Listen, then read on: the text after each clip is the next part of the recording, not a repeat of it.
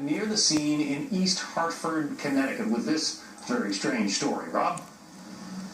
Yeah, very strange, John. And we just had a press conference and basically no new information was given. They're keeping everything very close to the chest, and that, I think, makes us even more curious. And we can be frank here, the reason that this is getting a lot of attention right now, not because it's a small plane crash, because this possibly could have been terror-related. This is Main Street in East Hartford, Connecticut. The scene is right behind me, maybe 150 yards down. There's a power pole.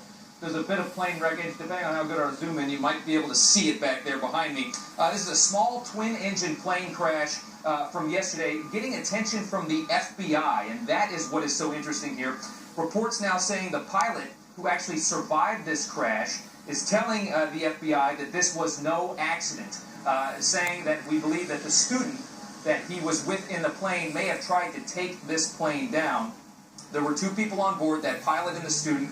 The pilot did survive. He had burns. He was taken to the hospital in critical condition. The student was killed. Reports saying that it was 28-year-old Ferris Freytek is the name, and he is from the nation of Jordan in the Middle East. He was a student on that plane. FAA says he was licensed to fly a small plane. And the crash, what is so interesting here, it was curiously close to Pratt & Whitney's main United States headquarters, which was maybe 200 yards away from where this plane went down. That's interesting because Pratt & Whitney makes airplane engines, and they're also a defense contractor. They make engines for a lot of the jets that we fly during war.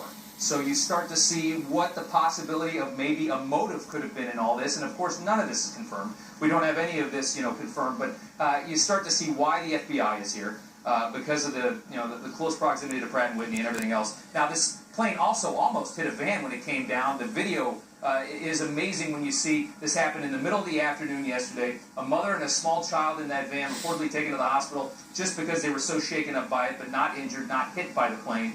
Pratt & Whitney did release a quote, a statement here that we're going to read you now. Pratt & Whitney is assisting authorities as needed. We are unable to comment further. Since this is an active investigation, we refer you to the appropriate authorities for additional information. But right now, the FBI still has not given us anything, any information at all. We just got something from Hartford Police, and they basically didn't say anything. So this is being a very tightly wound investigation. They don't want to give a lot of information out, which, in my experience with reporting, means that there might really be something here that they don't want to just dump on the media yet. They want to make sure they got everything, all their T's crossed and their I's dotted and all that stuff like that.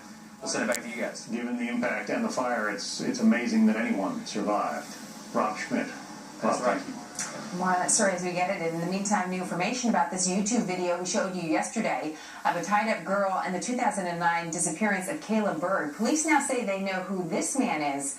Why that matters next.